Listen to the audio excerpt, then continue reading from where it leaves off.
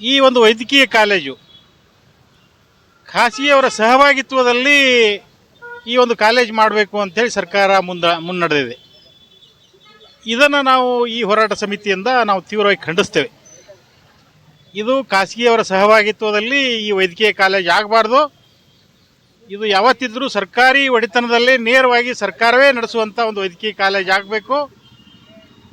ಮತ್ತು ಈ ಒಂದು ವೈದ್ಯಕೀಯ ಕಾಲೇಜ್ ಆಗಬೇಕು ಅಂತಂದರೆ ಬಿಜಾಪುರದಲ್ಲಿರುವಂಥ ಸರ್ಕಾರಿ ಆಸ್ಪತ್ರೆ ಆವರಣದ ಸುಮಾರು 150 ಎಕರೆ ಜಮೀನಿದೆ.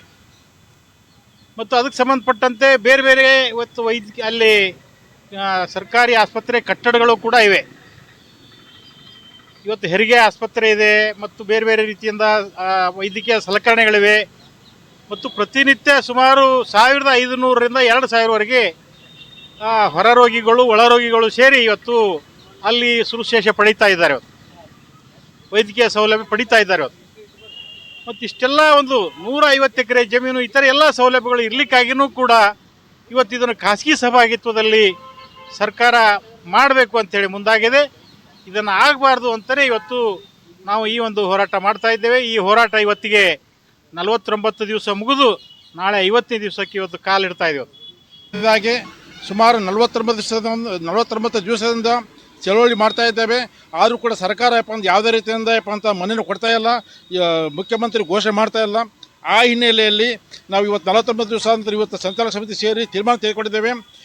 ಈಗಾಗಲೇ ಬಿಜಾಪುರ ಜಿಲ್ಲೆಯಲ್ಲಿ ಬಿಜಾಪುರ ನಗರ ಮತ್ತು ಈ ಎಲ್ಲ ತಾಲೂಕುಗಳಲ್ಲಿ ಅಂತಂದ್ರೆ ನಾವೆಲ್ಲ ಸಿಂದಗಿ, ಬಸವನಬಾಗೇವಾಡಿ, ಮದ್ದೇಬೇಳ, ದೇವರಪುರಿಗೆ, ಆಲಮೇಲ ಎಲ್ಲಗಳಿಗೆ ಅಂತಂದ್ರೆ ಹೋಗಿ ಈ ವೈದ್ಯಕೀಯ ಕಾಲೇಜ್ ಸಂಬಂಧಪಟ್ಟಾಗೆ ವಿವರಣೆ ಕೊಟ್ಟಿದ್ದೇವೆ.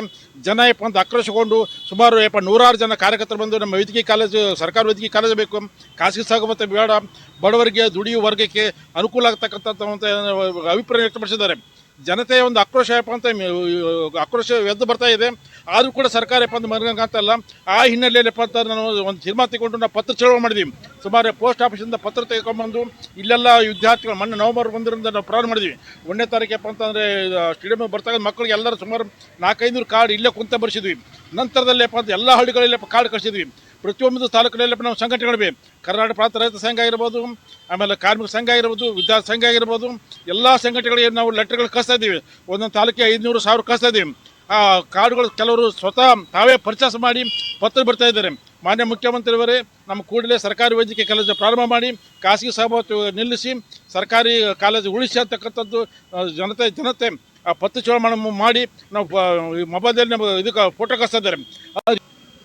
ಈಗ ಪಿ ಮಾದರಿಯಲ್ಲಿ ಬೇರೆ ಅನ್ನೋದು ಈಗ 40 ದಿನ ಮೇಲಾಯಿತು ನಾವು ಹೋರಾಟ ಮಾಡಕತ್ತಿದ್ದು. ಅನೇಕ ಹೋರಾಟಗಳನ್ನು ಮಾಡಿದೆವು.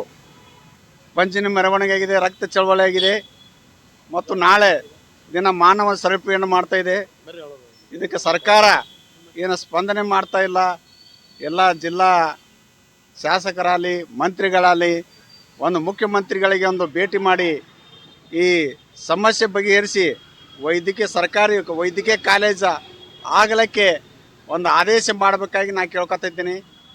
ಯಾಕಂದರೆ ಇಲ್ಲಿ ಬಡ ಜನರದಾರ, ಕೂಲಿ ಕಾರ್ಮಿಕರ ಮಕ್ಕಳದಾರ, ಎಲ್ಲ ಜನರಿಗೆ ಒಂದು ಸರ್ಕಾರಿ ವೈದ್ಯಕೀಯ ಕಾಲೇಜ್ ಮಂಜೂರಾದರೆ ಆ ವಿದ್ಯಾರ್ಥಿಗಳಿಗೆ ಅನುಕೂಲ ಆಗ್ತದೆ ಅಂತೇಳಿ ನಾ ಕೇಳ್ಕೊತಾ ಇದ್ದೀನಿ.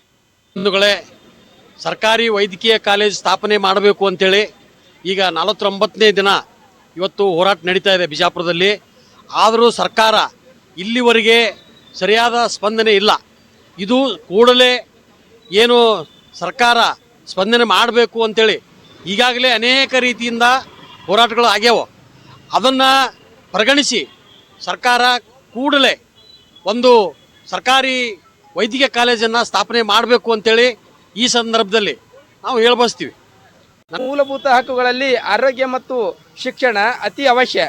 ಇಂತಹದರಲ್ಲಿ ಮೂಲಭೂತ ಹಕ್ಕುಗಳಲ್ಲಿ ನಾವು ಧರಣಿ ಸತ್ಯಾಗ್ರಹ ಹಮ್ಮಿಕೊಂಡು 50 ದಿನಗಳವರೆಗೆ ನಮ್ಮನ್ನು ಹೋರಾಟಗಾರರನ್ನು ಕೂಡಿಸಿ ಇವರು ಎಲ್ಲಿವರೆಗೂ ಹೋರಾಟ ಮಾಡ್ತಾರಂತ ತಾಳ್ಮೆಯನ್ನು ಪರೀಕ್ಷೆ ಮಾಡುವಂಥ ನಿಟ್ಟಿನಲ್ಲಿ ಸರ್ಕಾರ ಏನು ನಡೆದುಕೊಳ್ತಾ ಇದೆ, ಈ ಸರ್ಕಾರದ ಕ್ರಮ ಅತಿ ಖಂಡನೀಯ.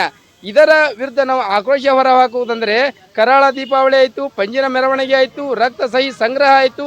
ಇಂದು ನಾವು ಪತ್ರದ ಮುಖಾಂತರ ಮಾನ್ಯ ಮುಖ್ಯಮಂತ್ರಿಗೆ ಪತ್ರ ಚಳವಳಿ 1 ಲಕ್ಷ ಪತ್ರಗಳನ್ನು ಸಲ್ಲಿಸುವ ನಿಟ್ಟಿನಲ್ಲಿ ನಾವು ಇವತ್ತು ಪತ್ರ ಚಳವಳಿಯನ್ನು ಹಮ್ಮಿಕೊಂಡಿದ್ದೇವೆ.